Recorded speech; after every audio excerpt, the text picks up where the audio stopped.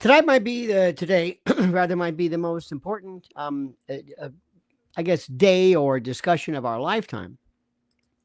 Well, the reason for it is simple. We're going to be doing something which we don't normally do, but we are going to do it this time. And that is to explain to you what something is versus what something appears to be. And that's kind of a favorite joke of mine. I like to say that. I always like to say things like, thank you for not for what you are, but for what you appear to be. It's kind of like a joke, but not really. I want to talk and spend some time specifically with you to explain what the hands-off meaning of show was, what it means, what it doesn't mean, and how you are not to worry about this. But this is a clarion call, a hands-on absolute warning shot, not to President Trump. Why do I say this? He's not running again. That's the beautiful part about being a lame duck. You don't like Trump? Great, he'll be gone. They're not talking about the Republican Party. They're focusing in on Trump. They've even got the message wrong. See, this is George Soros. This is performative. This is astroturfing. This is a joke. This goes to show you how well organized they are, but it doesn't mean anything because Donald Trump isn't going to be here. They should be talking about J.D. Vance or the Republican Party or about conservatism or something, because this has no resonance. This has no anything, because Trump can't run again. You see, term limits work to your benefit. Let me say this again. This was masturbatory, onanistic. It was, political self-pleasure. It was fine. People liked it. They liked it. They think that this is indicative of some kind of a message of something, but they don't understand what I know, what we know. America has the attention span of a gnat. This doesn't mean anything. What was the message of hands off? What was the message? What was the message? Do you know what it was? Are you able to say what it was? Can you explain what it was? Do you know what this hands off what? Who are the people? Did you see? In fact, my brilliant wife said this. She says, look at the people who were there. Where were the blacks, young folks, gays, the people that attended Trump rallies? Where is the transformative? Let me make it even simpler, George Soros. You got the biggest collection of Democrats ever to meet. Congratulations. Was this get out the vote? Did you have voter registration? No, it wasn't about voting. It wasn't about policy. It was about performative. Their whole thing is exclamatory. It is bleeding. It is screaming. It is yelling. It is TDS and scratching Teslas. And there's no they have no focus. This is why we will win. I will beat any army, any group, any force that doesn't have their heart in it, that doesn't have conviction as to a cause. I will always be able to beat somebody without a worldview. That is precisely what is going to happen. So sit back, my friends. This is going to be one of the most important times ever. And I mean this. It's a time to focus, realize what work is, what we have cut out for us, but also what needs to be done and what is critical as far as getting the message out. And now, this important message. Are you drowning in debt, struggling with credit cards or medical bills or personal loans? Well, you're not alone. There's help, real help available right now. National Debt Relief is one of the top-rated debt relief companies in America, helping thousands of individuals like you break free from overwhelming financial burdens. For anyone owing over $10,000, National Debt Relief may be able to reduce that debt by up to half or even more. No bankruptcy, no new loans, just a smarter, faster way to financial freedom. Here's how it works. Step 1, you submit the form at No Debt with Lionel. Just go there right now. Step 2, a representative will call within minutes to discuss personalized options. In step 3, they'll create an affordable plan tailored to your individual budget and timeline. Many clients become debt-free in as little as 24 to 48 months, paying less than they owe and avoiding years of stress and interest. And the consultation is completely free with no obligation. So what are you waiting for? Why keep dodging calls and watching interest stack up?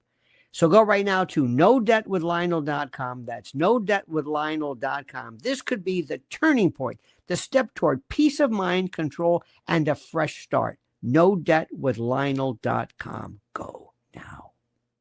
Now, my friends, listen carefully to this. This is something which I wanted to bring to your attention. And of course, I say this, the people who are better, who have probably assessed this better than anybody, Alex Jones, without a doubt.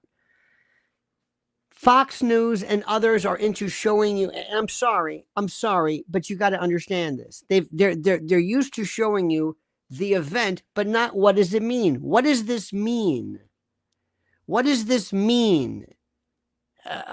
It's like trying to explain, weight loss. Is weight loss good? No. How about for a pregnant woman? No. How about weight loss of somebody who's 80 years old? No. I mean, this is, sometimes you go, whoa, whoa, whoa, whoa, whoa. There's no such thing as a reaction. Here's a crowd. Here's yelling. Here's screaming. What does it mean? What's the purpose behind it? And what are they trying to tell you? Now, this is what they're going to show you. Let me explain this to you. They're going to show you this right off the bat, okay? Let me see. Let me take you. Okay. Watch this. First, this is the most important. This is the image. This is from Boston and New York, Chicago and Portland, and San Francisco and San Diego, Idaho, Utah, and Oakland. What does this tell you? What is this reaction? What if I read this, and by the by, here, Howie Brown, thank you so much, Howie, gifted 10 Lionel Nation memberships. And Raul says, can Soros switch team and help Trump? Raul is the best. Raul will come up with something so interesting, right? He's always the first one in. Like he'll say, how high is up? And you'll think, I love this man. Thank you. Can Soros switch teams? Yes, he can. Is he going to? No. No. Do not count on that. But understand something. But thank you, Raul. And thank you, Howie. Look at what we have here. What is this trying to tell you? First, when you see this, what is this? What does that mean? And when I say what does that mean, it's not to be cute. It's not, thank you. It's not just, what does this mean theoretically? Tell me, what does this mean? What does this mean? What is this in terms of, you're in the White House and President Trump turns to you and says, what does this mean? As my political or whatever announcer. Now, are we talking politics? Are we talking policy or polity? And there's a difference there, okay? What are we talking about? What does that mean? That's critical. What about these events? This is New York. New York, you never see this. You never see this. Never. Not even parades. We don't even have parades. The Macy's Day Parade. Nothing. Is that good? Does that mean something? Is that critical? Probably. I think that's pretty good. Does that mean anything? Yeah. What about this? This is Chicago, I think. I think this is Chicago. Hang on a minute. I think this is Chicago. Yeah, this is Chicago. I think so. That means something, right? Okay, so you got to answer my question. What does that mean? What is that? What is President Trump asked you? What am I supposed to do? How do you analyze this? Who are these people? Am I supposed to be afraid? Am I supposed to be worried? Am I supposed to be? What am I supposed to be? That's the thing. Now, that's the question. Now, don't answer the question of what you want to be true if you think, well, I don't want that to be important, so I'm going to say it doesn't mean something important. Okay? What does that mean? Well, let me tell you about a couple of people here. And this is, and I don't know where this one was, but get a load of this. You're going to love this one. This kind of gives you an idea of where these folks are, okay? And this is what I would do. I would use their words against them, frankly. Listen to one of the proud speakers of the message they're trying to put out, okay? Listen to this. This is not me. This is them. Gracia Martinez Rosas. I am an immigrant. I'm an immigrant. I am undocumented. I'm undocumented, or I'm an illegal. Unafraid, queer, and unashamed. She's queer, unashamed, illegal alien. Okay, that's it. This is it. And what have you done for this country? My name is Rosa Pepera Torrota Cepeda Hernandez Fernandez de Palazuelos Garcia. I am a mother, a student, a citizen, a veteran, a homeowner. I'm an illegal immigrant and I'm queer. That's it. That's the message. That's the message. And of course, we can make jokes about eating them, but that's the message. You hear what I'm saying? That is the message. President Trump, understand that one message. This is all the people they have. Now, we're smart enough to put up a woman. My name is Rosa Fernandez, Pizarro, Ecuador, Escobar, Rodriguez. Okay, fine. Imagine being in the military and you got those, remember those old name tags? Anyway, what would we have? American citizen. That's Republicans. This is their thing. Mr. President, that's their message. They got together to say we are lawbreakers, we are not heterosexual, and that's our message. Okay, fine. That is wonderful. Now, what about these organizations? What about these organizations? Let me explain to you this group of people, which is the most important, okay? And I'm going to tell you about this, which is very, very important, very, very critical. And and I did not know this until when was Occupy Wall Street? I don't know. 20, you remember Occupy? We had Zuccotti Park. Remember that one? We had those groups of people. Okay. There was a group of people, these folks, that I'm going to bring to your attention. And I was introduced to them, and they were called Atpor. The Fist in this group. Now, I never heard of these people. I had no idea who they were and what they did. But understand, this is very, very kind of interesting. 2011. See, I did not know that. Time means nothing to me. Atpor. It was a Serbian youth-led resistance movement founded in 1998 that played a pivotal role in the non-violent overthrow of Milosevic in 2000. All of it spook-based, all of it intel-based, CIA-based. Anytime you hear it was a Serbian youth, nonsense. It was an intel U.S.-led group, basically intel. Because remember, there is no CIA, doesn't work with them. And they use humor and viral symbolism and the iconic clenched fists and tactics inspired by American theorist Gene Sharp. Did you know that? Atpor mobilized public discontent through protests, graffiti, civil disobedience. They had a decentralized, media-savvy approach. By the way, the decentralized is a problem, but very media-savvy approach. Because of they became a model for uprisings around the globe. After Milosevic fell, Atpor evolved into Canvas, which is a group that, listen to me, trains activists in nonviolent and resistant worldwide. Now, while it was hailed and heralded and celebrated and lauded by many people as champions of freedom, critics understand that this is all CIA, this is intel, this is whatever it is. This is, what I'm trying to tell you is, this is organized.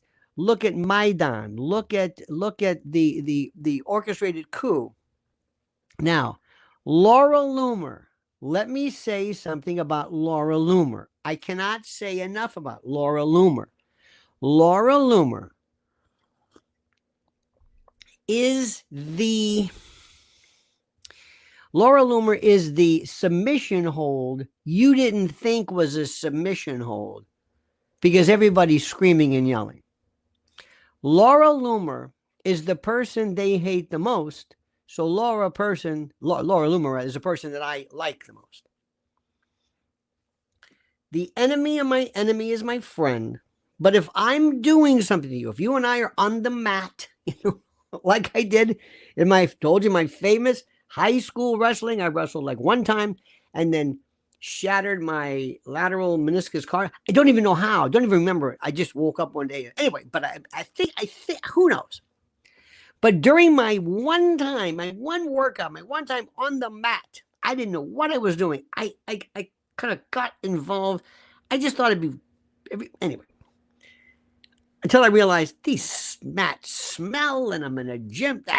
Who cares? Who needs it? What am I doing? Anyway, but during the course of this, I did something, I think, with my knee. I don't know what I did. My knee, my elbow. And this kid, we were brand new freshmen. Redundant, but he was screaming, ow! And the coach, this guy, I don't know who this guy was, he grabbed, never been pulled like this. He like pulled me off, like to save this kid's life. And he said, no submissions. I said, I don't even know what I did, but it was good. This guy was like, ah! And people were saying, show me how you did that. I said, I don't know what I did. It might have been my knee. I don't know. It's the Wahito hold. Remember that, Joe? You don't remember. Laura Loomer is that submission hold. Laura Loomer is the person who comes along and makes people say, aha, they don't like her. Good, go her, go. And they're trashing her. When Adam Schiff on the Senate floor, good, you go, girl. They're bringing out every bit of trash there is. She's going to sue Bill Maher. But not only that, she's like this. There are these dogs, I'm saying, that show aggression. Other dogs don't. Most dogs will only show aggression and then leave. Retreat is their thing. When you train dogs to be in crowd control or to, find people, if you use the dog as a weapon, you have to train them to not retreat. You want to be aggressive. Some have a particular propensity for violence or for aggression. But those are the ones you need. You don't want them necessarily at home, but the aggressive dog is a very rare dog. They can be made, but dogs normally are not aggressive. Laura Loomer is aggressive. And she doesn't do this and then retreat. She goes after you and enjoys it. She's going after Bill Maher now. She's gonna castrate this guy. She's gonna have Bill Maher's balls, maybe bronze, on a plaque in her den. I'm serious. Do we even remember we had dens?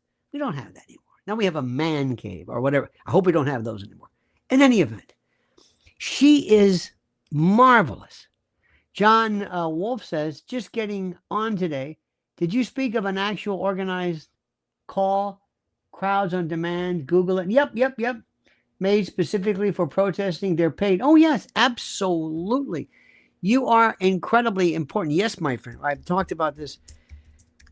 They're a little bit different. Crowds on demand are right here. This is the group. I'm going to give you here's the link. And thank you so much for that. Crowds on Demand says, is your home for impactful advocacy campaigns, demonstrations, PR stunts? It says here, crowds for hire. Yes, you are correct. You can do this. We'll explain this in a moment. That's the link. Thank you, John. Good get. Good call. Good, whatever the hell you want to call it. Okay. So we get these people together and we can do whatever you want. Now, I talked to some people before one time. I will never forget. I had a friend of mine and I've never seen anything like it.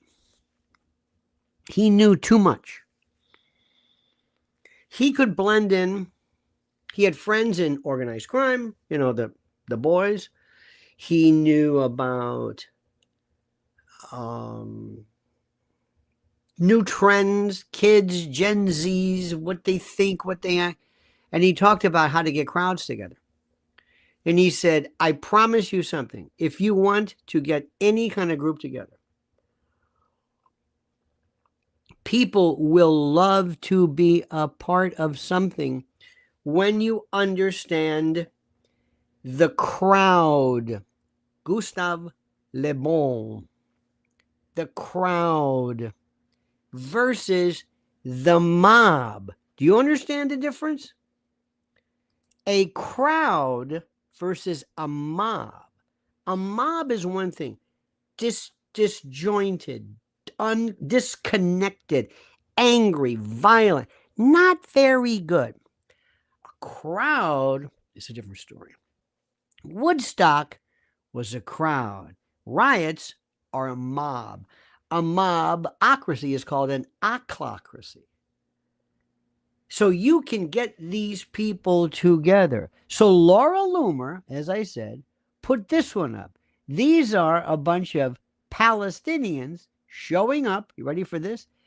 Showing up, I think in D.C., and there they come off of these white buses. Now, do you see this? I don't know who these white buses are, but whenever there's an event, Mrs. Ellen and I will tell you, I promise you when I tell you this, in New York, remember this.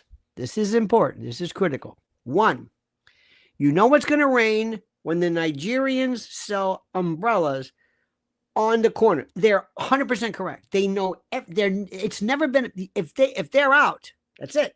That's number one.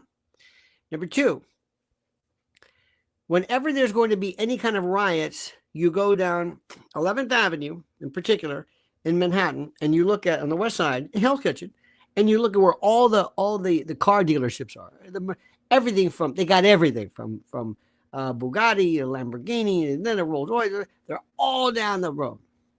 When you see the cars taken off of the showroom or plywood, but really, if the cars are moved, there's going to be a riot, guaranteed. And you don't see that too often, but that happened one time. That's during the George Floyd things.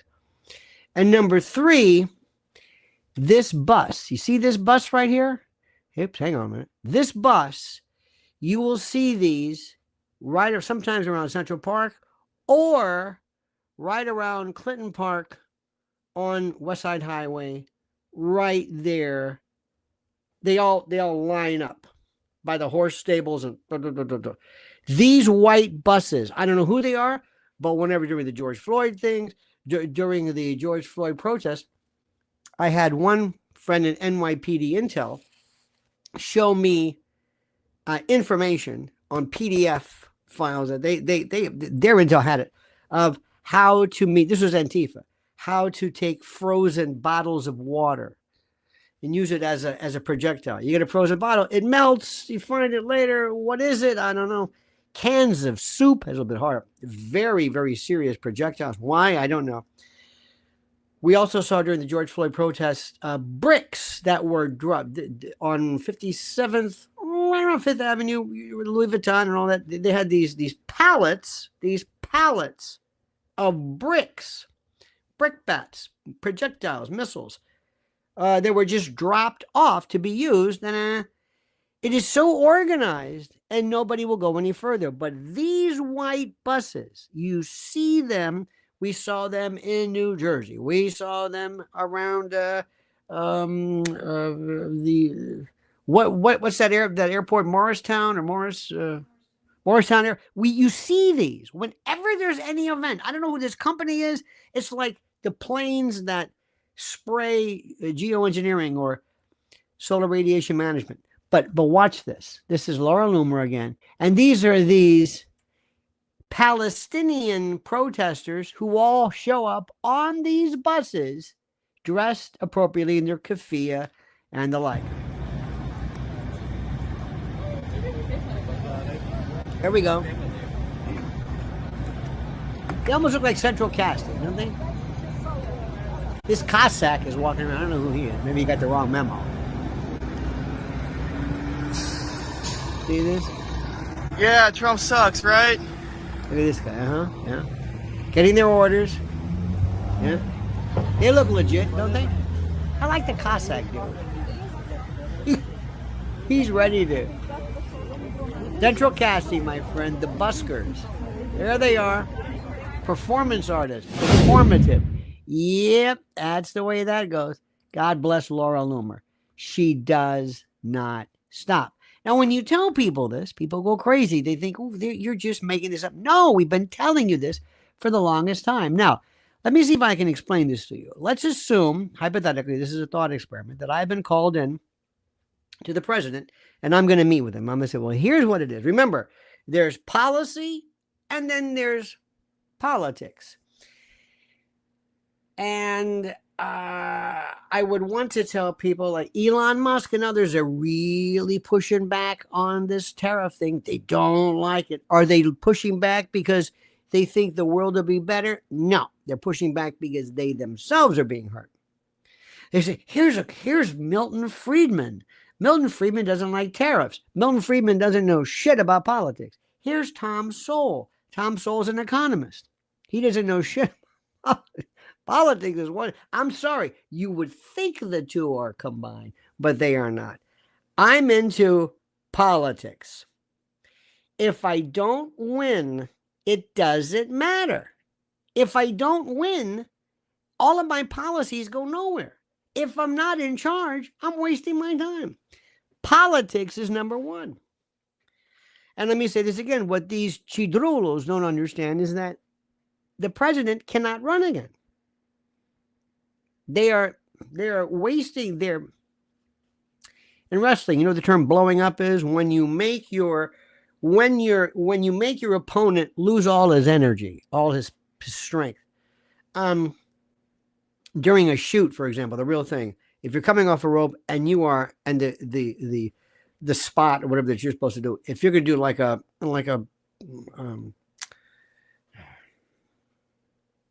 full body slam, when off the ropes, I have to jump so that you can take me and slam me over, right? I've got to help with you. I've got to jump so that all you have to do is just continue to pick me up as my momentum is going up and then slam me.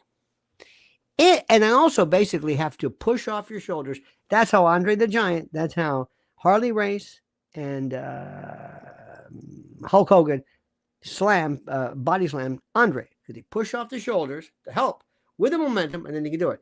Now, if I want to be a complete deek, what I do is I come off the rope and I just stop. And I've got all my weight, no matter what it is during a match. You can weigh 120 pounds. You weigh a ton because I'm not helping you. And you are blowing up. You're blowing up. So what's happened, I want these people to blow up. I want them to use all their energy, all their might, all their effort in a waste of time. You're doing this 75 days into a Trump presidency? 75 days? What is this for? You think maybe the midterms? Is that what I don't know if they planned this one. But anyway. Who are those people? Actors, but Democrats. Not one of those people, not one, is somebody who they poached from the Republican side or whatever. None of them. None of them is going to hurt President Trump. None of them. So the hands-off protest, this is astroturf rage. You know what it is? Astroturf, synthetic, not grassroots, astroturf, fake, choreographed. This is astroturf rage for the terminally deranged. Now, this is what this thing is, and I must tell you something. I must read this to you. This is pretty good. I've got to read you this one thing I posted on that. By the way, you must follow me on X at Lionel Media, Lionel Media, Lionel Media, Lionel Media, Lionel Media, Lionel Media. This is a good one. I'm very proud about this. Take a good look at the hands-off passion play of professional protesters. What do you see? A sea of graying ponytails and flannel regret. Old NPR diehards clinging to relevance, cat ladies in Birkenstocks with socks, because nothing screams rebellion like orthopedic footwear. You've got the usual suspect, aging hippies who still think Woodstock was a foreign policy victory, and retirees who've mistaken a protest march for a walking club, tie-dyed shirts, knotted scarves, and enough patchouli to violate EPA standards. And where are the young radicals who they love to pretend they speak for? Nowhere to be found. Gen Z must have hit snooze. This isn't a movement. It's a boomer reunion tour, minus the music. Look at who these people are. Look at who these people are. Look. Huh? Yeah, the Ben and Jerry's cut. Right. Mrs. L taught me one thing. Well, I'll never forget. One time we're at a mall. And she's on.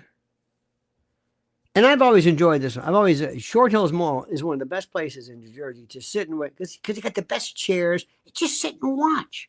Don't say anything. Just observe.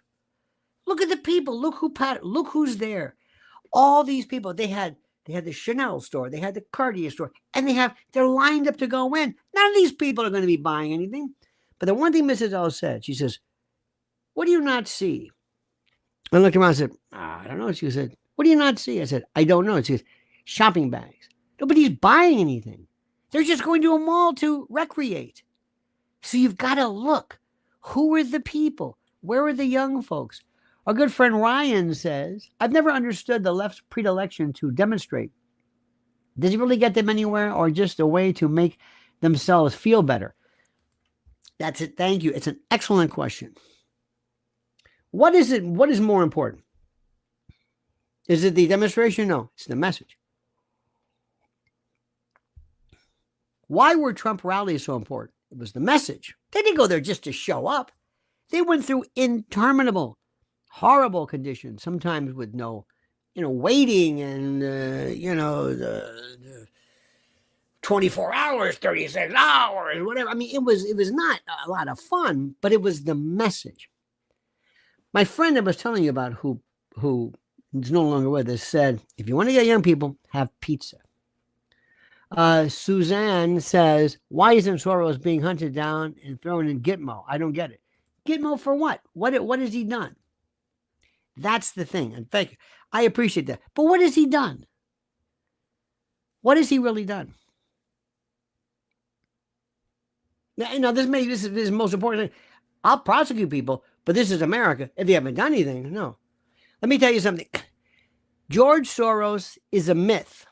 I would not be surprised. By the way, that's my code word. Whenever I say to you, some of you folks will say, the CIA did it. It's like, how do you know that? I say, well, I say, I wouldn't be surprised if the CIA did it. That's my way of saying it. So I wouldn't be surprised if George Soros didn't have a penny. The USAID fund that Elon destroyed, or the fund that fueled USAID, that's still there. But the money is still in the pipeline. All of this money, for him to say, I'm going to just throw this money away because I'm a billionaire, he's not anywhere near Elon, which is my next point. He's not anywhere near Elon in money. Nowhere near this. But it's not Soros. The first thing I would say, Mr. President, is say, it's not Soros. It's not Soros. Do you ever see the way the mob talks? They always used to laugh at the Jersey crowd. The Cavalcante. That's not the mob. That's not the mob. That's not the mob. Why not? That's not the mob. 5 families here in New York, but New Jersey, nah. And then New Jersey, Philly, the Philly mob. That's a joke. That's a joke. And then they say the New England guy, patriarch. What? What's that? And so there's all these. The worst insult is, that's not a knife. Soros isn't involved in it. Tell people this. In fact, President Trump says, George Soros, for the first time in his life, is telling you the truth. He says, I'm not involved in this. He's not involved in this. George Soros has that weird, freaky son of his, that swishy little twitty guy who's going to get married to Huma Abedin, who I thought for sure was going to marry Hillary Clinton. If I had to bet anything, I thought, oh, I can see this. Time out. I could see this. Hillary Clinton. Think about this. Here's my Hallmark or my made-for-TV movie. Hillary, a dowager, some woman who's been destroyed by men her whole life, cuckolded sort of by Bill and his interests, and shut out of politics, alone. Remember when she was walking around in those oven mitt? Remember those things like oven mitt, like those macrame muumuus, and it was weird. She was walking around the walls of Chappaqua. Very strange. Very, very, very strange. Just running around. And anyway, hates men. Men always hurt her. She had one boyfriend, Bill Clinton, and look what he did. She just wants, maybe she's got a daughter. She wants affection. And who does she meet? Whom does she meet? Huma. Again, a woman who was torched and betrayed by some freak, some sex, some pervert, some lizard-like reptilian slime ball bag punk, this Anthony Weiner. Twice! Abused twice with the kids, and he's taking pictures of the schwanz, sending, oh my God. So these two people would meet, both seeking what? What? Affection, but also a relationship, intimacy. And she was the one who even told Huma, marry Anthony Weiner. Remember that one? He's going places. And then when it all fell apart, they traveled around. Remember that? I thought for sure. So to show you what's true to her word, she says, get a hold of Alex Soros. He needs a beard. So people say. I don't know. Not that there's anything wrong with it, but Hollywood is filled with complete and total deception. Like George Clooney. Like what they're doing. I told you. Remember what I told you about Good Night and Good Luck? Remember? They were going to promise him the Tony because money's still in the pipeline. They said, go ahead and do our thing. We'll give you this Tony. The only thing he wants is legitimacy. He's never been treated as a serious actor. Oh, he's pretty good, I guess. Good Night and Good Luck. Oh, these people are so, everything of their life is manufactured and phony. Okay, so back to but George Soros did not necessarily break any laws, and I would venture to, but let me go back to what I'm saying. If President Trump said Soros isn't in charge of anything, it would drive Soros crazy. So these protests that supposedly swept across urban America, this is what you're being sold. This has got to be the message. This will drive them crazy. But they're not going to do this because you're going to have that weird constant, I'm sorry, this sort of I know they're trying to, they're put it this way, Newsmax and Fox, they're trying to deal with their constituency, and I understand it, but they're not trying to disseminate the truth. They're not trying to be like an Alex Jones, which they should. This wasn't organic. These weren't, spontaneous uprisings. Not by any stretch of the imagination. Look, where were the young folks? Where were the black folks? Where were the LGBTQIA? Where were the Amish? Where were the Bronx barbershop crowd? This was sterile, astroturfed, kind of like performance tantrums. They were just dressed up as activism. I've got this, we have a friend, this poor woman, she really cannot be getting around, and she says, I'm going to be there. What is it that makes her? And I said, what do you, Trump's not going to be in, what do you think's going to happen? All those people are Democrats. They're all going to vote anyway. There's nobody new there. Great. Take the voting block from 2020, and that's a lot of people, and have them all show up, all the Biden or Harris supporters, and you'll get a big turnout, but they're going to lose anyway because it doesn't matter. This wasn't grassroots democracy. Let me just tell you this. This is what you got to explain. It was synthetic outrage, performative, performance-based. It was centrally planned, like communism. This planned economy, central planned economy, is communism. That's really it. Not socialism per se, but communism. This was media ready, media packaged. This was Atpor.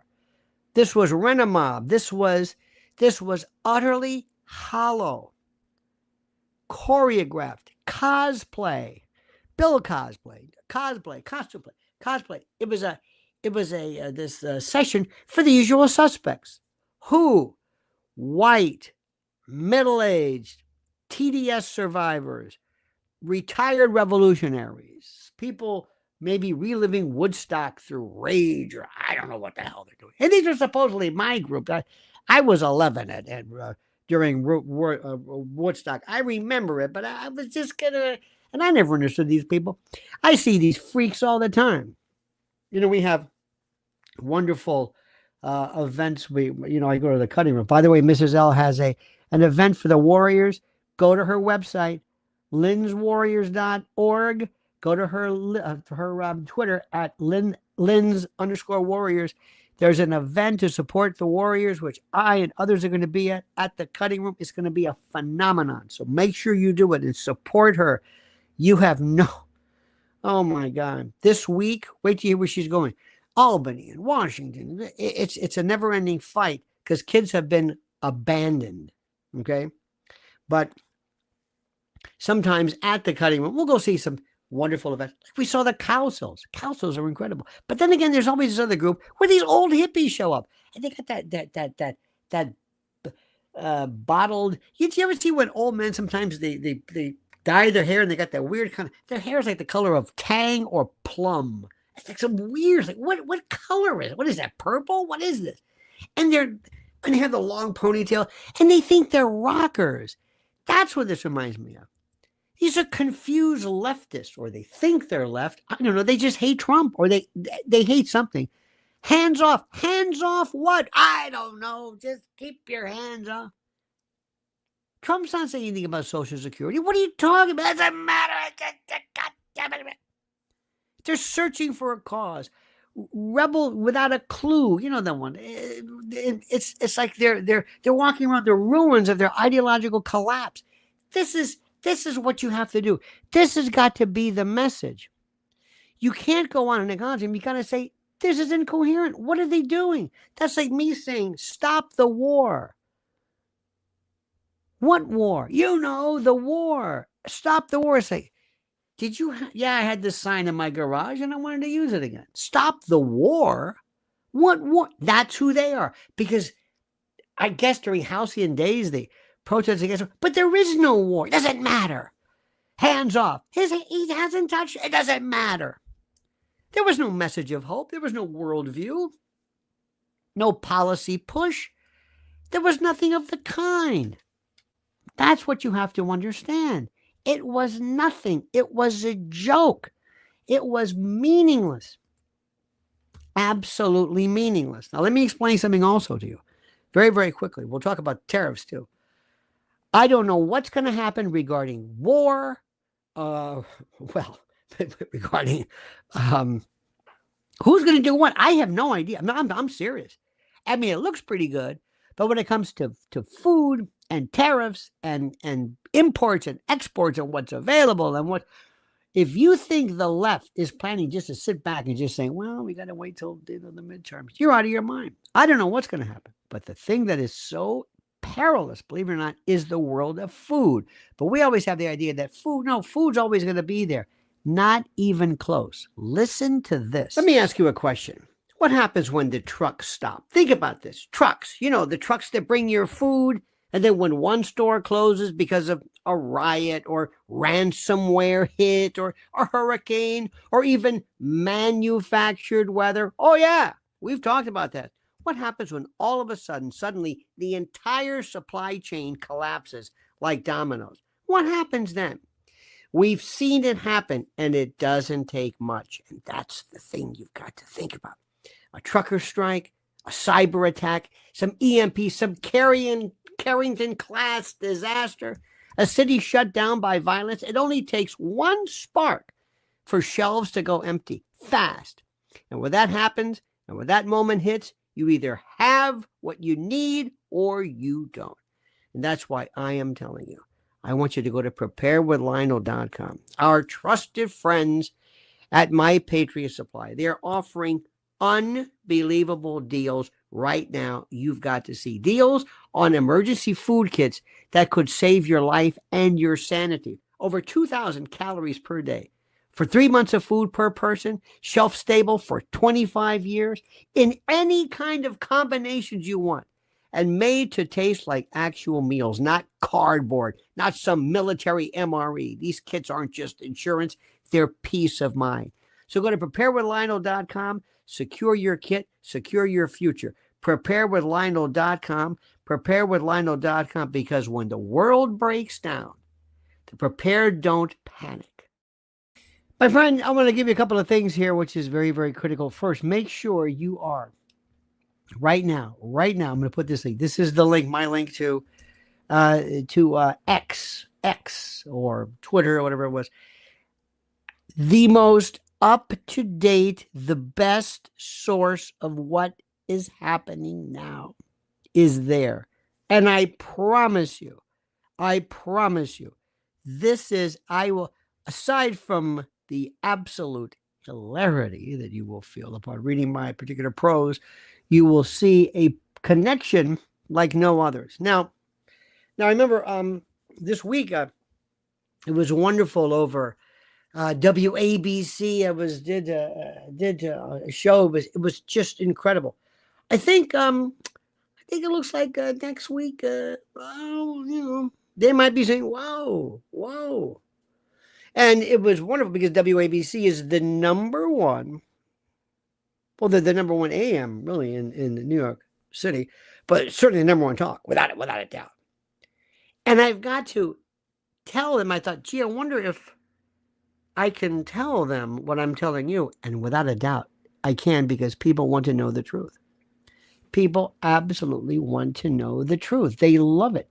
So it was quite the event. Raul says, is Trump the person to end the Russia-Ukraine war? In part, that has a lot to do with President Putin and with NATO, not Zelensky, because Zelensky is a puppet. But President Trump can certainly help. But frankly, that's not our gig. Remember something. You have to give people and thank you, Raul. You have to give people a direction when you have these things. What was their message? I beg you, I ask you, I entreat, I beseech, I import you and you to tell me, what was the message of this thing? What was it?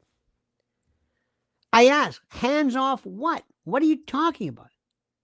It was just raw, and they're upset with Elon to an extent. I don't even know them.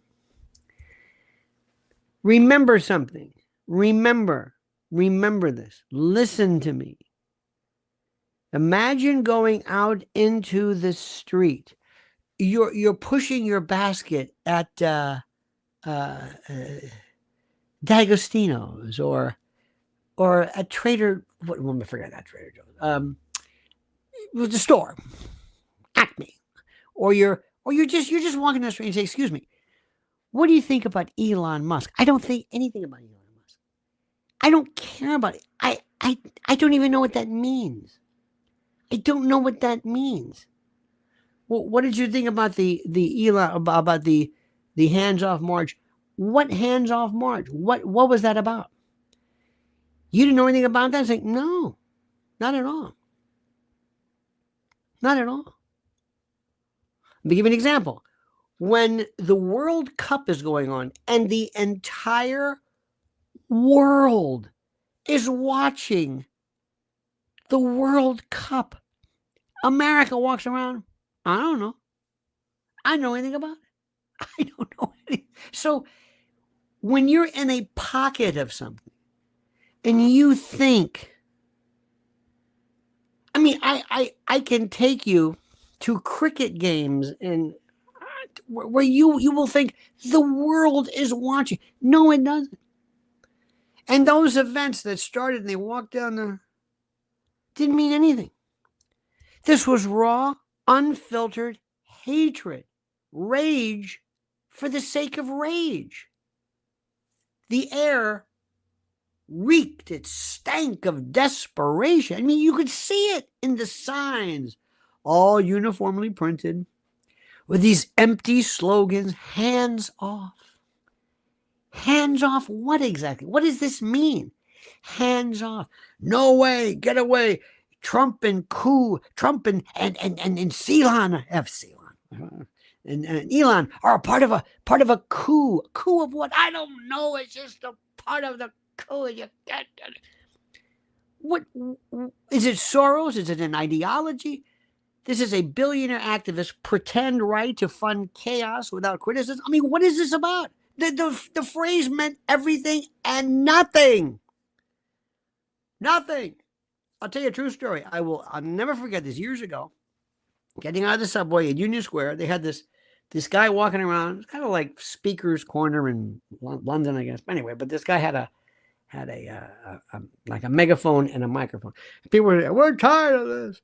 So I was with a group of friends. This is years ago, and we were out having a good time. And I said, watch this. I'm a professional. He said, do you mind if I say something? He goes, sure. So he gave me this thing. I put it on my shoulder. I had the microphone. I said, I don't know about you, but I'm tired of this shit. And they keep telling us, no, it'll change. It'll change. But it never changes. No, in fact, it gets worse. How long are we? And I never said what it was. And people were saying, yeah. And I said, time after time, plan. Nothing. Nothing changes. How long are we supposed to put up? How long? This was the great Catalan immigration. Cosque tandem abutere Catalina patientia nostra. How much? It's trying our patience. How long of it? That's what this was. It meant nothing. This is forgotten already. Nothing. No new voters. That's the point of this. It was just another example, another vehicle, another attempt, a stab at repackaging the same old tired fury, the rage. Orange man bad. Fascism is around every corner. Define fascism. I don't know. It's something. Democracy is always on the brink. Repeat until the brain rot sets in. I mean, this wasn't even good political theater. It was community theater. It was the same. It was the same ex-hippie wine mob. Remember the Occupy Wall Street stragglers. Remember that? Who've been haunting protests since Bush 43? I mean, now they're just, what is this? Now they're graying, a little bit bitter, a little bit more divorced from reality. Occupy Wall Street was still one of the best ones ever. And you didn't see black youth. You didn't see blue collar Latinos. You didn't see fired up working class Americans. No, you saw the usual suspects. You saw the same people who were going to be voting Democrat no matter what. It was just boutique resistance. It was nonsense. The NPR crowd, the BAI crowd, walking around with their Strand tote bags full of rage and zero. Birkenstocks with socks, tie-dyed shirts, peas. What is this? What are you talking about? What are you talking about? None of these people give a damn. And and they're so worried about losing their Social Security, which I can understand, which is a very important thing.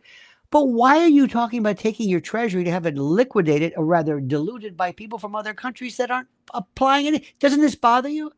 The protest felt like some kind of algorithm wrote it. Like, you know what I mean? Like it was just contrived. Diverse enough optics, looks good, maybe. Clean signage, catchy chant. This is Atpor, baby. Performative passion. Every night synchronized 5, 6, 7, 8. And in reality, what was it? It had all the energy of a flash mob led by some DNC intern. It was pathetic. Compare it to real grassroots, not astroturf, real grassroots. I mean, what is it? Messy, unpredictable, sometimes chaotic, but driven by something. something. And this was nothing. This was astroturf. Artificial astroturf, watered and fertilized by foundation money and, sprayed with media coverage. And the media are so angry. They're so disconsolate. They're so frightened because it's over. Mowed down in seconds, by the way, after it served its purpose. You don't, I keep saying you don't understand. I don't mean to say this. They're freaking out, these people. They don't know what to do.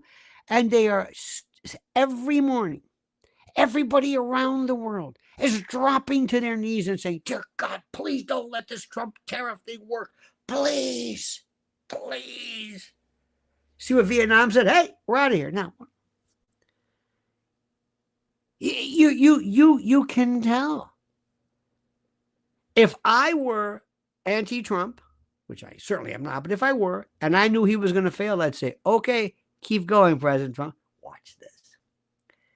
As opposed to scrape. No, don't look. It's going to fail. It's going to fail. And even if it seems like it's not failing, it's failing. This is like the color revolutions. Don't you remember this? You got to know history. Remember, if fake news is bad, what do you think fake history is? Think Atpor. Think the Maidan revolution. This was all contrived. This was a controlled burn. We've seen this. This isn't Alex Jones talking, though he's correct. Manufactured consent, scripted dissent, passion play for the cameras. Do it. This is wonderful. And today, what's the effect today? Nothing. Feel it. Can you feel it? Nothing. What happened? Nothing. They cleaned it up and give up show business. Remember that, Joe? It was a passion play for the cameras, not the country. Nobody cared about this. This was a well-timed, well-organized distraction with no staying power, no soul. That's the thing. Go to any Trump rally and you feel it for days. They leave with this sense of, yes, it was an event. And what do they have now? They only show you the crowd. Whenever you go to a Trump rally, listen to what I'm saying. You always hear the people. You listen to the people. You talk about what the president did for them, what they did for me and my family. It was the crowd size, really, they were important. Here, it's just the crowd size. You don't talk to people because if you realize people aren't there. I don't even know why they're there. It's a crowd. Go, gotta go. Nothing but hey, go. Trump has got to go. Who came up with that stupid chant? Hey, whoa. Trump and Elon got to go. Hey. That's stupid. Once you do that chant, that's it. Believe me, the resistance never said, hey, go home. Hitler and Goebbels got to go. Nobody would ever do that. It's so serious. You don't put it to a chant. And ironically, if there is irony here, Atpor itself would likely be appalled at what they're being spiritually associated with today. They would say, what is this? This isn't what we did. Let me say this again. Atpor, I'll never forget this. At Zuccotti Park, I was watching and I read about this. They were founded in Serbia. Remember this? The idea was to push back against, Slobodan Milosevic. And at least that's the story, all right? So Atpor was known for it's, kind of like this anti-Soros stance. Yes, anti-Soros, okay? While Western media lazily kind of lump these protests in with the energy of youth-led and youth-fed movements like Atpor, the reality, interesting, is that Atpor and others, it was fiercely nationalistic, decentralized, and completely disillusioned with globalist strings attached, running the show to so-called democracy promotion. It started out really good, and there's nothing better, there's nothing more delicious than taking over something which started off being different than what you thought. So Atpor rejected outside meddling. This was their thing. You know, these hands-off performers welcome it. Otpor supposedly fought tyranny. That was their thing. And this crowd fights for hashtags. There's nothing there. See, in a way, I'm always saying social media is good, social media is bad, social media is this, and it's good and bad and everything. It's changed everything. The loudspeaker was good until it let crazy fascists be heard. You know what I mean? There's always good. The knife was wonderful to cut cords and skin meat, and then it was stabbing people. It's the same story. So during the Otpor movement, they put their bodies on the line in the face of dictatorship. This is where they started from. This was something. This was a movement. This was an ideological, intellectual, spiritual movement. Wouldn't step off a Starbucks line without a permit and a Wi-Fi signal. These people, I don't even get it. Now the only thing real about it was TDS. Trump lives, I hate this expression, I'm going to keep saying it, rent-free in their minds. He lives rent-free in their minds. They weren't there to build. They were there to scream. They had no future to sell, no agenda to pitch, nothing. One more time, let me tell you something right now. You better go and sign up right this moment. I'm telling you, X is the best thing. You will be so, this is where I go. First thing in the morning, what's breaking, what's new, what's, not the others, that's where I go. These folks had no future to sell. They had no agenda to pitch. Just anger, I guess, or hey, ho, ho. Blind, bitter, brainwashed, just anger. Kind of an unfocused, kind of a scatter, like a blunderbuss. No hope, no thoughts, no worldview, no message, no direction, no ideas, no plans, no strategy. Just the same broken chorus over and over from a movement, and I guess a persuasion, if you will, that lost the plot years ago. And see, America, we're waking up to this. We're waking up to this. There was just this idea of, you see, I remember one time watching, I think it was South Korea. They had like 500,000 people show up because of beef importation. I don't know what the hell. They didn't just march one time. The signs of manufactured outrage are everywhere. And you can buy them. You can buy a protest kit. You can get pre-printed slogans. I'm not kidding you. You can watch Maidan. Watch the Oliver Stone. It was fantastic. How you can have a chant. They'll show you how to march, how to move. You come from this direction, that direction. You have to have a song. This is a carefully worded press releases. Make sure you know they've done everything. See, Otpor was decentralized, and that was their problem. See, the problem with Occupy Wall Street, one of the reasons why it failed was they would have 6 or 7 committees just to see what are they going to get for lunch. It was weird. They were sincere, but the organizational part, because they were decentralized, destroyed it. Now, these are not the tools of revolution. Props and PR firms, that's not the way a revolution works. Remember the difference between that and Maidan. Maidan was force. You see, if I came in and if it was different, if I said, okay, you do the, and thank God, but you do the program, I'll take care of the thugs.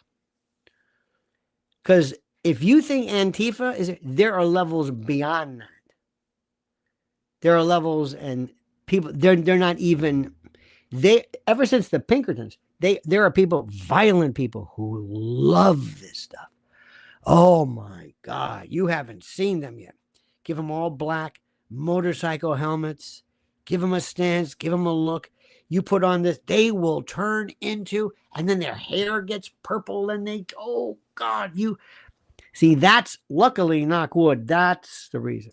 Now, it's no accident, by the way, that the media were already on site, cameras rolling, ready to frame it as organic. It was timed, it was tested, it was telegraphed, it was promoted, ready to go, graphics packages, all of the lower thirds. It was a flashpoint, for attention, but not for change. Remember, there's no takeaway. What is it that you want? Remember, when you do a business meeting, sometimes it's exploratory, and sometimes you go for, okay, what's your takeaway? What do I want from this? They want you to believe, my dear friend, that this is passion. They want you to believe that this is organic. They want you to believe that this is real. But what it is, it's a brand. It's a hashtag. It's a product rollout. It's a PR move, wrapped in just enough outrage, enough anger, and enough whatever it is to trend, maybe for 48 hours. Now, the fact that it was Saturday, bad. Monday, it's dead. So it's done tomorrow. It's done. But people are seeing through it. They understand this. And that's the beautiful part about this. You see, the real America that we're a part, the real America, the working class family America, the people who represent us, just regular folks who really, the only movement we have is our country. That's right. Small business owner, the veteran, the young parent, trying to afford, stuff for kids. Maybe the retiree, maybe just a regular person, black, white, and you find out that black, white, gay, whatever, they're all the same. They're not buying this. Because the last election, I remember what they're doing, and I'm going to say this again. Who is going to replace Trump? Who? First of all, from their point of view, now remember what I told you. They're going to put up Gavin Newsom, and he's going to be dangerous. Carla, the cooking CEO, says a dull, sad crowd drifts aimlessly. Their rehearsed chants, lacking energy or luster. Empty minds echo a pointless protest. Void of fire direction. A muted lament lost in apathy. Hear, hear. That should be a Joni Mitchell line. That's exactly what it is. That's exactly what it is. When you find what's going on, now somebody says Mussolini. Okay. Well, you better understand who the enemy is. But as Carla says, and this is important, this is not a grassroots movement. I'm very glad about that. Now, that's not to say we have nothing to worry about. But if this had not been astroturf, I'd be upset. I'd be worried. It's astroturf, laid down by people who wouldn't recognize a real revolution if it marched through their compostable kitchenware aisle or whatever the hell it is. I'm trying to think of these cutesy things. And they scream hands off. This is the thing, hands off, while holding on to every institution they've hollowed out with woke nonsense. See, they want to play rebel. They want to play rebel while they sit, on top of the bureaucratic, throne or heap. But it's all falling apart. There's nothing there. And if you watch right now, watch that. The one now who I find to be the absolute. Let me tell you something. I'm going to say something to you. And you better not think I'm merely being mean. I am dead serious about this. The person who is becoming the voice of the radical, of the Democrats or whatever it is this Caitlin Collins. By the way, notice how Caitlin Clark is nowhere to be found. Have you noticed that? Caitlin Clark. Remember her, the basketball person? Nowhere to be found. Caitlin Clark. Nowhere to be found. She was the hottest thing around. Nowhere to be found. Nowhere. She came out against Trump. Nowhere to be found. Isn't that something? And who used to be the person, believe it or not, Rachel Maddow. Rachel Maddow was MSDNC. And they're gone. They're done. They're finished. They're through. They're Oshio's done. Al Sharpton and oh God, it's done. Who is this person now? Caitlin Collins. White House. They've got her spread so thin, she is the person. Pilgrim Media writes, President Trump and his folks will get the slap shit or slap shot. Is that it? I did not. Slap shot I heard it, but I did not know the other word. I did not know that. Now, here's the thing which is the most important. Let me go back to this. Oh, and Carla says again, Bob Grant would have said fake, phony, and a fraud. Oh my God.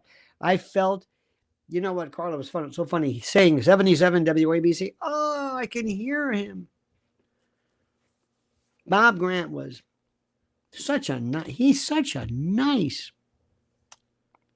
It was so funny when Mrs. L had met him years ago. She didn't know his personality, didn't know who I really was. He's just the sweetest guy in the world. I don't want to roll me. God bless him. Anyway, but Caitlin Collins, she's so nasty. It's like, get rid of her. You don't understand. There's this guy, Scott Jennings, or if it matters, they're paying him a ton of money, and he is the most lucid. Now let me explain something again. Everything counts. To people who still read the New York Times and people who still, CNN means something. And you've got to get rid of this, but better. If you're interested in beating the right, now the machinery that used to crank out the outrage on demand, it's breaking down. People are burned out. The message is burned out. They're tired of being lied to. It's not hitting anymore.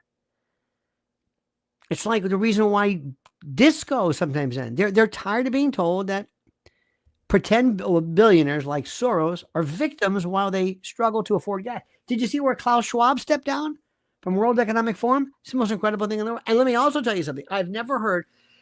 Who is the young man I heard? I'm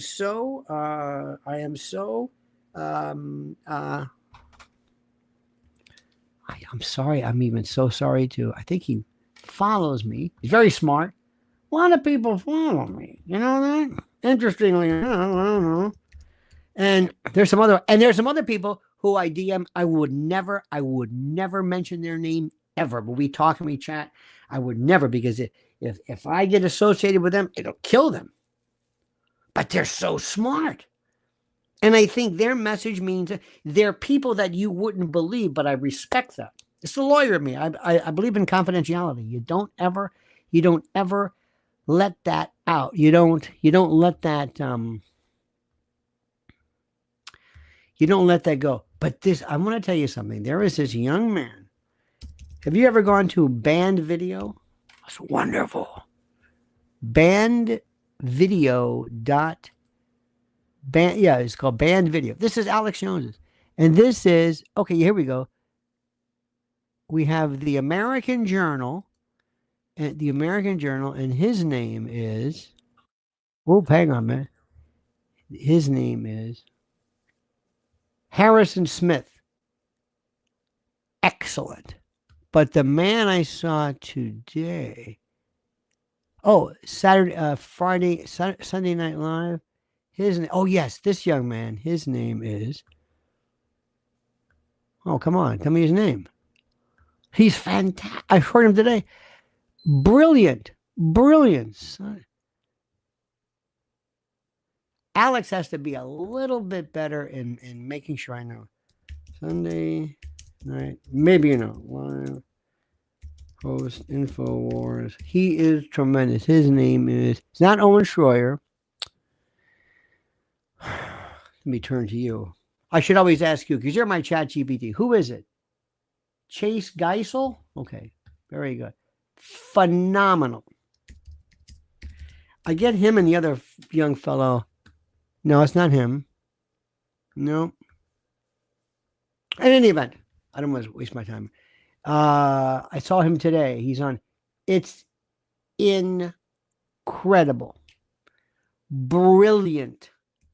Brilliant. Let me tell you something. People know what's going on. Now, let me explain this to you as well. This is also critical. This has me concerned. And let me ask you what you take of it. I want you to watch this, and I want you to pay attention to this, and I want you to tell me what this means to you. It might be hard to hear, so I'll try to turn this up. Oops. Hang on a minute. At the end of the day, let me try it again here.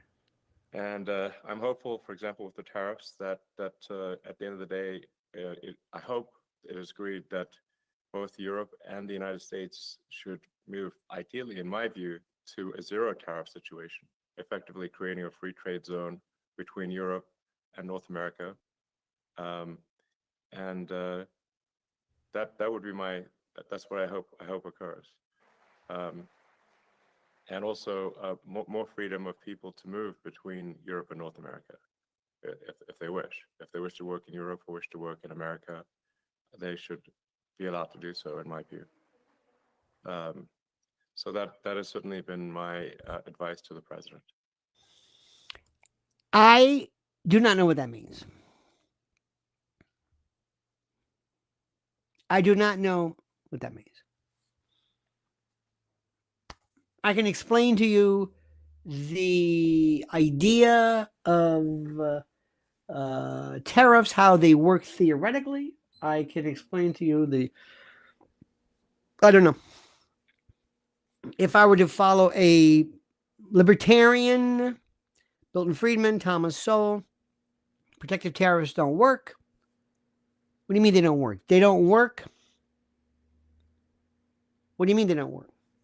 They don't work. Well, Milton, what do you mean? You mean economically? Yeah. I said, well, let me explain to you this much. I want you always to think ahead. And I want people to be able to say this. I want people to be able to say, do you remember when President Trump said this about tariffs? Yeah. Remember how people were saying he's crazy? Remember that? Yeah. Remember how President Trump? Yeah. Remember that? Yep. But he stuck to it. He sure did. He didn't change his mind, did he? Nope. He did not. He did not change his mind. Nope. So the next time when Trump says, I'm going to do something, he'll say, remember when I told you about the tariffs? I did it. Now, I'm going to tell you right now, if you would like to hear somebody tell you why tariffs work, why it's a good idea, Tucker Carlson in his recent interview was terrific. Other people say they don't. I don't know. I don't know what to tell you. So listen to me, my friends. Listen to me, and let us all hold hands, let us all grab hands, and remember what I'm about to tell you, which is very, very important. Very, very, very, very, very, very critical. Listen to me and listen carefully, I should say. Number one, we are in a fight for our lives. We are in a fight that I don't think we really understand. We are in a fight that we have never even seen before. We have an enemy that is on many, many platforms. Let me explain this rule to you. We have the media. This was the media. And we're the media, plural. And they represented a force that was just so formidable because people paid attention. Okay. Something happened with Doge. And Doge, I believe, took such a huge chunk out of the available monies that when USAID went and others, all of the money that went to all of these media folks was cut off.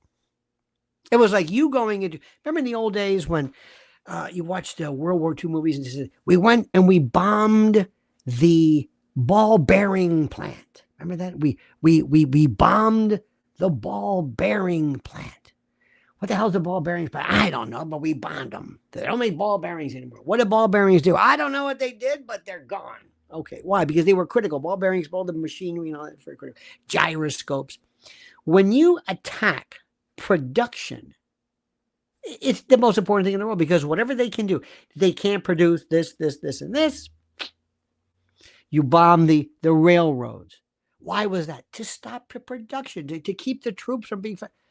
What was the media? The media was a production line for propaganda. It kept people going. It was this endless, and it was not only that, but it was Wikipedia. We've got to get, when they took that thing, I don't want to use, I hate when people call women bitches, and it's very sexist to me. I'm serious, it is. But that Harridan from NPR, Mar, she was the head of Wikipedia. If you destroy that, you destroy the railroads, the support lines. You support the ability for this contaminated, horrible information to be provided. Okay, you got that? And that's what we did. You are going to feel what happens when this. I told you about George Clooney. George Clooney was picked as their guy, the golden boy from the media world. And they said, if you propagate this Trump stuff, we will, you name it, Tony, Oscar, we're in charge of everything. Why? Because we have unlimited money.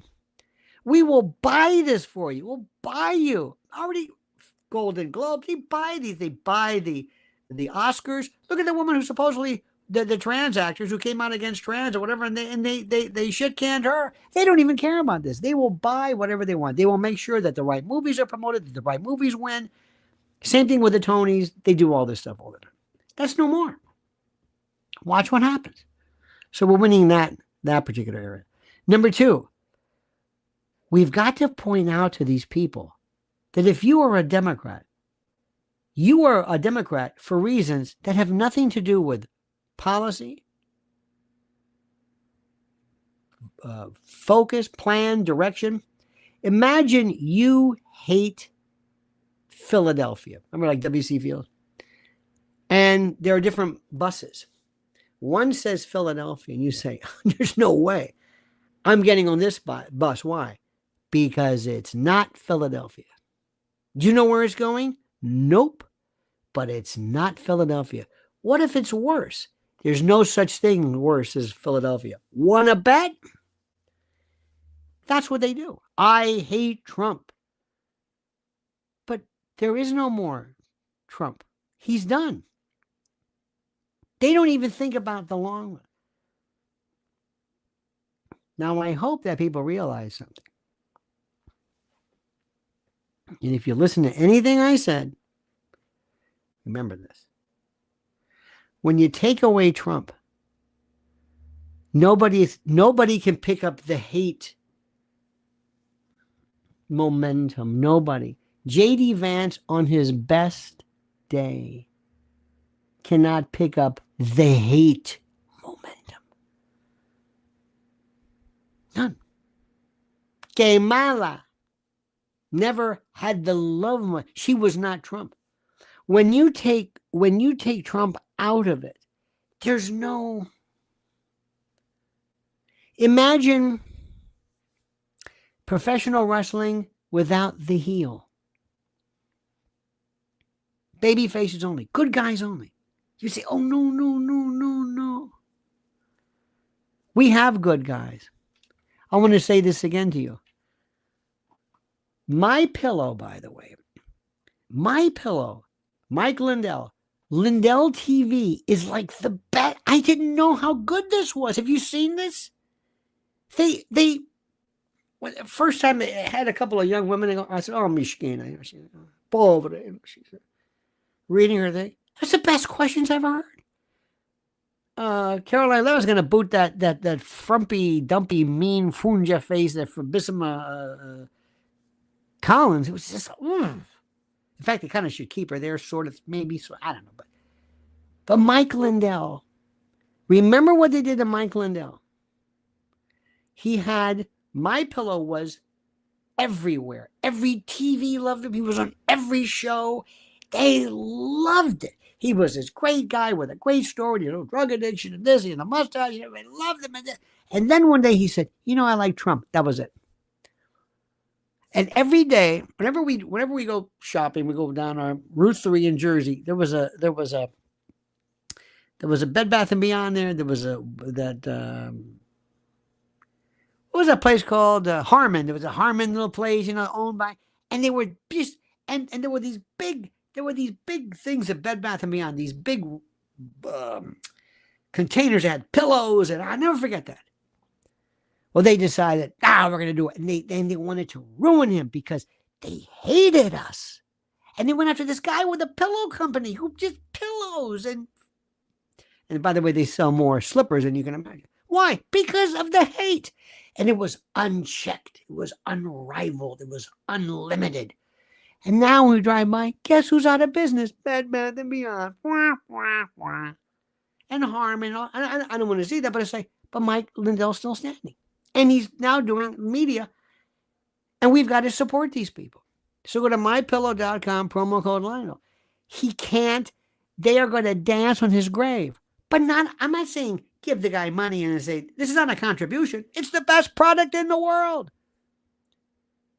We've got, I don't want to tell you anything, but I found out a secret. You probably don't know this.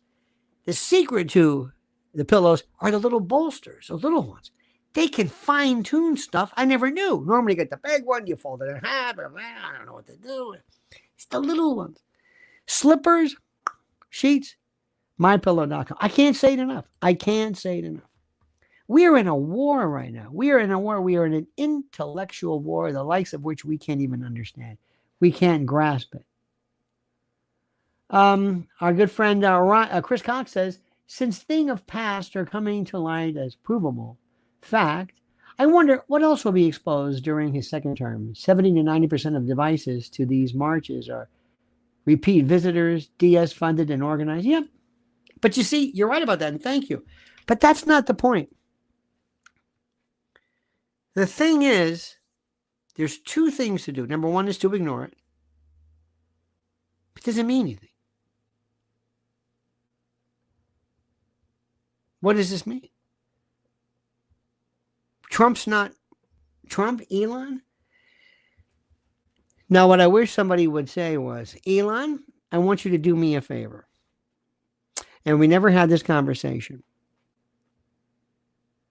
And you might not want to be involved in this.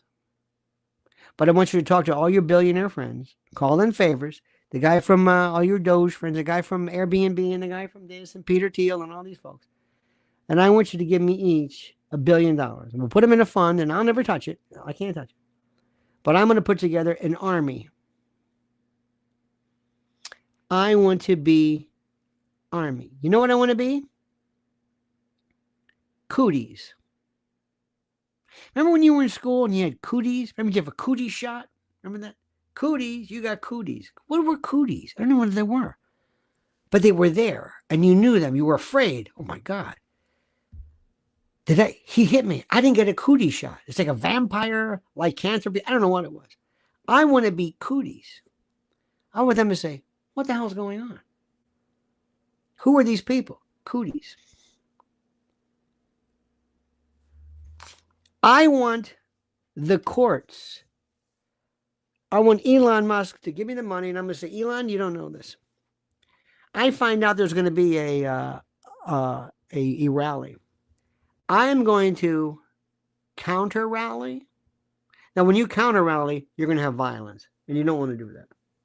But I might have something involving lawfare where we go and we have we have environmental statements, we have leftist groups that we will create who will say you can't do this because, like Kathy Hochul says, we live in a world of congestion pricing, and this will cause congestion. human congestion of methane and flatulence and belching and eructation and borborygmus. And not only that, it's unsafe because we've done studies and because there's not going to be enough porta potties and there's going to be human waste. And I want to lawfare their ass like they can, could injunctions. Because we can get our people too. Remember, we've got our lawyer, our judges. I want to just move in, or somebody do me a favor. Either give away something free, have a concert on that day, I don't know what. But I want to sit back and say, whatever you can do, we can do bigger and better. Whatever you want. Counter protest, another protest, give away, whatever it is. But we cannot sit back and expect Harris Faulkner to come forward and to say, this is what we're going to do. No, Harris, thank you very much. I appreciate this. We have got to be able to use dirty, legal, mind-effing propaganda, the likes of which nobody has ever seen or could imagine. Elon, we need your money. We've got to go big time. Big time. But remember, the message today is Soros didn't do this. He didn't have the money. That was the last of the war. He's not going to put money together for this. And all of those people were already going to vote for a Democrat no matter what. All of those people. Okay, let me see. The number of people who voted for Kamala Harris in 2024. Okay, this is my question, and that number, ready for this? In 2024, it was. This still.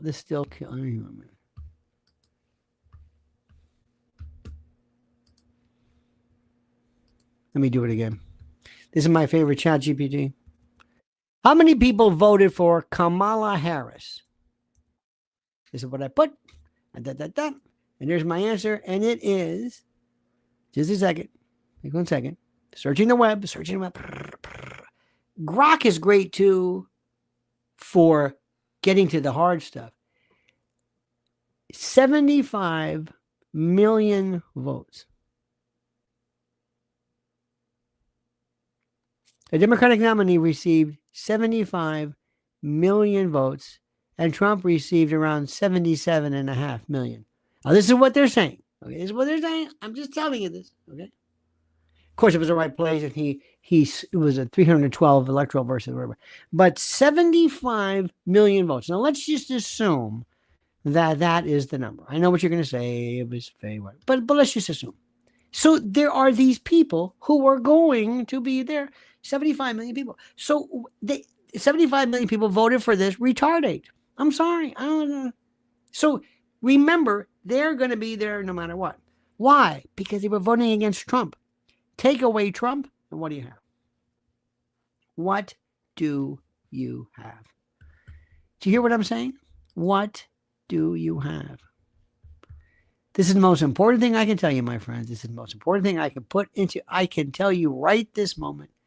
The most important thing in the world, you got to ask yourself, what in the world? Where is the allegiance? So, don't get upset about this. Don't be upset. Don't be in any way made upset or what have you. I want you to think about very, very carefully how these things are going. Now, I want to bring this to your attention as well. On May the 6th, here in New York City, we're going to have a blockbuster, colossal fundraiser for the Warriors, okay? And this is Mrs. L's, this is her, X or Twitter tag right here. I want you to get this. I want you to make a note of this. Go there right away. So much is needed right now. So much is needed now because this president with 75 days is doing so many great things like you cannot believe. There is such a change and such a momentum. Mrs. L is going to be going to Albany. She's going to be going to D.C. She is meeting with I'll let her tell you. She might not want me to tell you, but put it this way, it's as big as you can get. And for the first time, because during the Biden administration, there was nothing. Washington was a ghost town.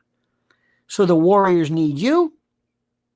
And believe it or not, the country and children, and we need the warriors. So that is that link. Please go there. Support her. I'm telling her. The other day we went to an event. Can I tell them about that? About this with Goya? She went with an event.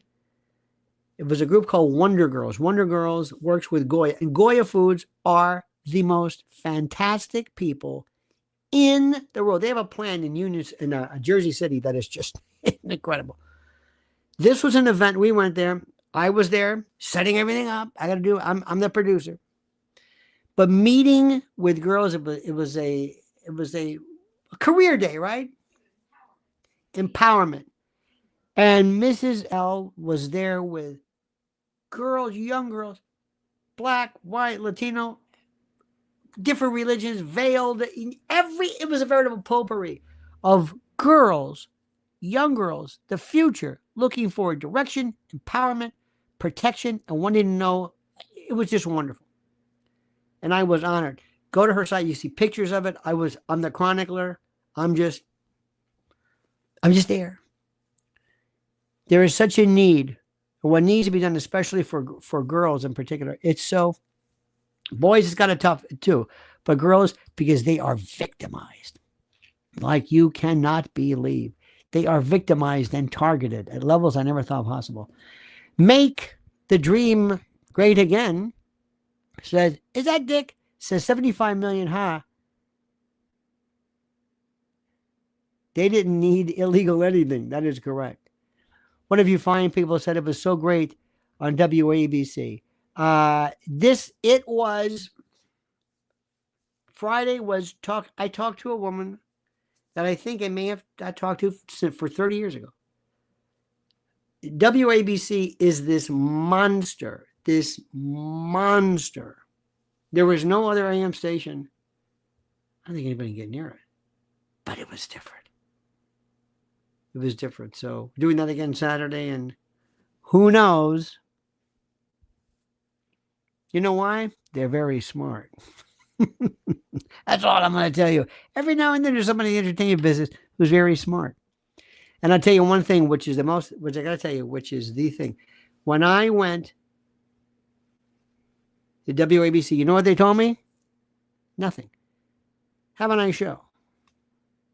That's it. Don't talk about this. Don't mention it. You have no idea what that means. You have no idea. I gave these stories about, I remember one time I worked for this Chidrulo who actually came in and said, why didn't you talk about the Chinese instrument panel or something? I said, what? And that's when I realized it's over, because you don't tell people what to talk about, what not to talk about, because it throws off momentum, it throws off everything. Meg says, indeed, sir, love you, Lionel Nation. You're the best. Our great truck driver.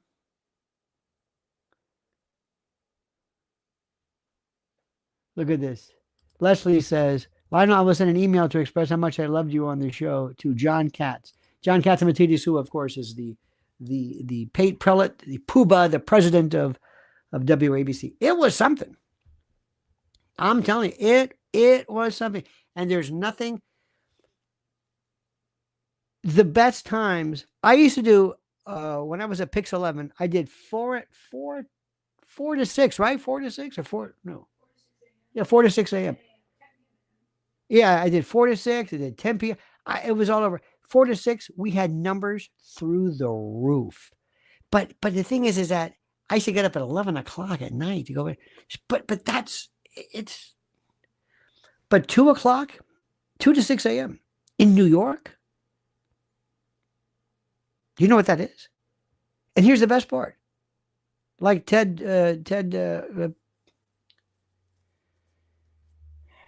Turner said, when he said, we're not going to turn the TV show, we're not going to turn the network off at midnight, people are up all the time. In New York City, it's I'm going into the station and there's like parties and people are going crazy are coming out of the station. Parties and people are going. It's a city you can't believe. Anyway, so thank you for that. So my friends, please, I ask you again, support Mrs. L. Lynn's Warriors. This is some of the most. She's going to tell you, you cannot believe the work she is doing with somebody. I don't want to speak for her because some of it, I don't want to speak out of hand, but you can't believe it. And she is one of the most respected names because what happens is a lot of folks, this is me talking now, this is me. A lot of folks wanted to get into this business just because they like the glam. Hey, I'm into, whatever it is. Predators. And then that kind of wore off. And then they just love the glam. You need the hard work. The hard work is a tough part. And it leaches, it kills your soul to be talking about it. So anyway, Howie Brown, I thank you, my friend. Raul Rodriguez, thank you. Johnny Wolf, ladies and gentlemen. Ryan, thank you. Suzanne Nelson, we thank you. Pilgrim Media, our good friend Carla, the cooking CEO, thank you. Chris Cox, ladies and gentlemen. Big Dick from Chi-Town, thank you. We appreciate you as well. And we will be back later on. Make sure you are subscribed to Lionel Nation right here. And also follow me on X or Twitter. That's the best. Because I've got stuff that's just, it is still the best way. And also, do not be in any way confused or confounded. President Trump is in 5% he has done so far of his term. 5%, 75 or so days. We just started. Seems like he's been there forever, but he hasn't. All right, dear friends, thank you so much. Don't forget, support our sponsors. And don't forget to follow Mrs. L at Lynn's Warriors right here on YouTube. Make sure you subscribe, Lynn's Warriors. And also don't forget my legal channel, Lionel Legal. All right, my friends, I had a wonderful time. An hour and 42 minutes. I had a lot to tell you this morning. But you know what? You need me. As Sally Field said, you really need me. Or did she say like me? I don't care. You may like me, but you really need me because I speak the truth. Until then, my friend, remember the monkey's dead. The show's over. Sue ya. Tate.